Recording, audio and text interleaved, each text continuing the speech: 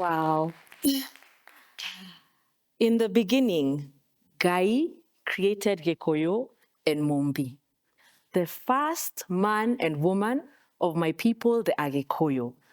And he placed them on the foothills of Mount Kirinyaga, which the British would later on call Mount Kenya, as they couldn't pronounce Kirinyaga. And he blessed them with 9 daughters, one of them called Wajiko, commonly shortened to Shiko. Good afternoon. I am Ciku Kimeria, an author, journalist, and traveler across Africa and beyond. But here's the thing, I wasn't always known as Shiko. In fact, growing up in Kenya, similar to many people of my generation, I was known by my English name. Christian names, we called them. And that name, it never quite felt right, but I didn't question it. Up until I was an undergraduate at MIT. Can you imagine? This was the first time in my life that I met other Africans known by their African names. The Nigerians especially. It didn't matter whether they were Igbo, Yoruba, Hausa, Edo, Ijo. Whenever they introduced themselves, I kept on waiting for that moment they would use what I believed were their real names. Say, hi, I'm Agnes, Andrew, Brian, Catherine, and it never arrived. And then it struck me. What had I lost by leaving my name behind? And so, in that moment, I reclaimed my name Shiko, thus reclaiming the story of Wajiko. In reclaiming my name, I reclaimed my story. Deeply, deeply, deeply personal to me is the importance of our stories and history in shaping our identity and reality. I have spent my career unearthing stories that far too often have been erased. And I always ask myself, why is it that these stories of pre-colonial Africa and the heroes and heroines of that time are mostly absent from our classrooms, libraries, and headlines? Well, I believe it comes down to 3 key reasons. The first reason is the systems that shaped us. And here I'm talking about colonial education and the shame that we inherited from it. So my mother, who's here in the audience, was born in 1949. She remembers being a little girl in school, and at the beginning of the school day, the first child who spoke any word in Kikuyu would have a stone of shame wrapped around their neck.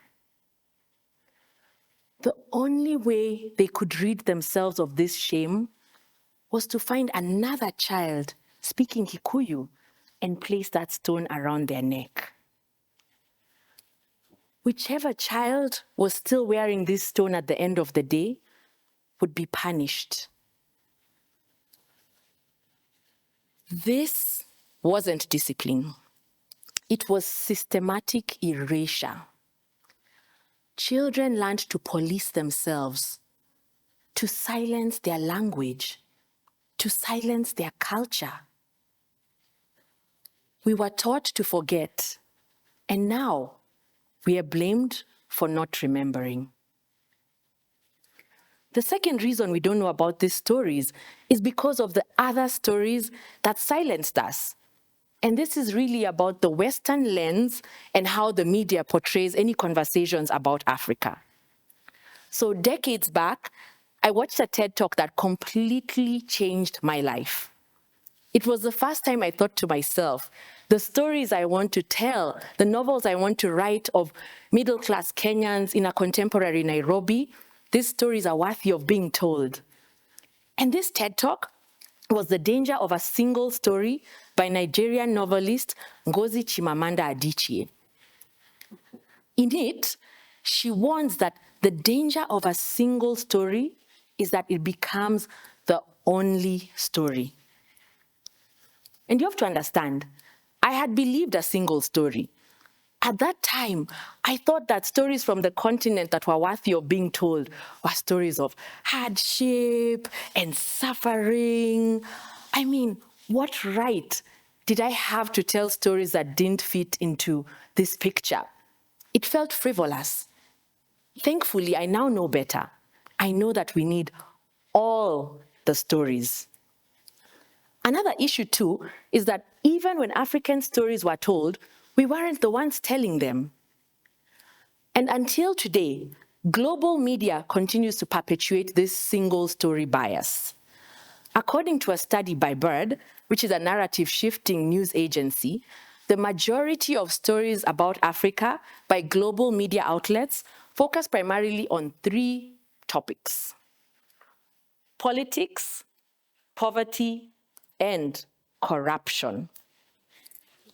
It almost feels as if not much has changed since decades back when legendary Kenyan writer Binyavanga Wainaina penned his epic satirical essay, How to Write About Africa.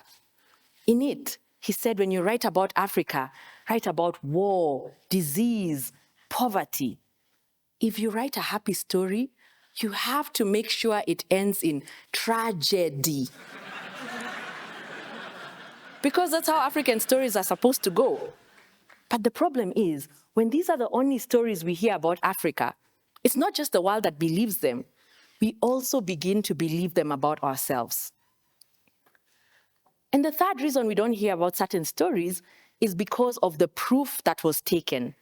So here I'm talking about artifacts and Africa's stolen legacy. So months back, social media was abuzz with the news of the exciting discovery of an ancient writing system from Zambia by researchers from the Women's History Museum of Zambia. And this adds to the body of evidence that Africans knew how to read and write long before the arrival of the Europeans. But here's the twist. These artifacts were not found in Lusaka or Kitwe. They were found in a museum in Stockholm, housing hundreds of Zambian cultural objects and historical photographs dating back to the early 19th and early 20th century. The Museum's Board of Zambia didn't even know of the existence of these artifacts. And there's one particular item that sticks out in my mind. So this is a beautiful leather cloak with intricately designed patterns. And when the researchers took the news of this discovery back to the community that they knew it hailed from, they hoped to find someone who understood it, maybe an elder who could remember it. Sadly, no one did. Samba Yonga, the co-founder of the Women's History Museum of Zambia, says, "There's no memory of it. It exists only in this frozen time in the Swedish Museum." And Samba's words, they echo a sombering reality. So according to the 2019 restitution report, which was commissioned by French President Macron and co-authored by Senegalese historian and academic Felwine Sarr and French art historian Bénédicte Savoy, more than 90% of Africa's material legacy lies outside of Africa, mostly in Europe's museums. So, if you want to see Africa's artifacts, don't come to Africa. Go to Europe. I hope you have your Schengen visa. Now, where do we go from here? Where do we go from here? So, for the consumers of content, three things. One, question your sources. Second thing, diversify your sources. These days, the internet and social media has made it so much easier to learn about Africa from Africans. And the third thing, recognize your biases, because we all have biases. Even Africans have biases against other Africans. Now today, the core of my message is to the producers of content, the storytellers. Know this: your work is important. What you're doing is of value. You are reclaiming your ancestors' legacies and you're reimagining Africa's future. You could be the next Ousmane Sembène, the godfather of African cinema, the Senegalese filmmaker whose film Kam de Charoye tells the story of hundreds of West African troops who survived the Battle of France, only to be killed in cold blood in Dakar, Senegal, by French colonial forces. What was their crime? Demanding their promised pay for their role in the fight against Nazi Germany during the Second World War. Or you could be Nyendo Muke, a Kenyan animation director who in 2024 was awarded the highest honor in the global animation industry, the Annie Award. And this was for our episode Enkai on the Disney Plus all-African animated anthology Kizazimoto. In Enkai, she honors Agekoyo mythology, architecture, names, clothing, or perhaps you could be the next B. Kidude, the legendary Tanzanian taarab musician from Zanzibar who made sure her island's music went global. She was still touring and performing at the age of 100. Or perhaps you could be the next Louisa and Oladele Olafuyi, a Ugandan-Nigerian couple who started Kunda Kids, a children's media content company rooted deep in African culture with titles such as Queen Ya Saves the Golden Stool, Shaka Zulu Learns to Dance, and my daughter's favorite, Mansa Musa Builds a School. There's hope. Things are changing. A few weeks back, I was talking to my sister when in passing, I mentioned Mali, the country. And my 4.5-year-old daughter immediately exclaimed, "Oh, Mali, the greatest empire."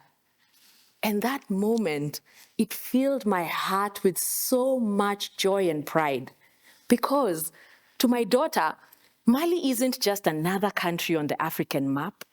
It's the home of Mansa Musa, the richest man in recorded history. She knows of the time in the 14th century when on his way to pilgrimage in Mecca, he gave out so much gold along the way that it led to inflation in Egypt. And so it dawned on me, what if I had grown up hearing such stories? What confidence, imagination, and sense of identity would I have taken out with me into the world? When we reclaim our stories, we realize that the future Africa we want, an Africa of innovation, progress, leadership, we realize that this is an Africa that has existed before and will exist again.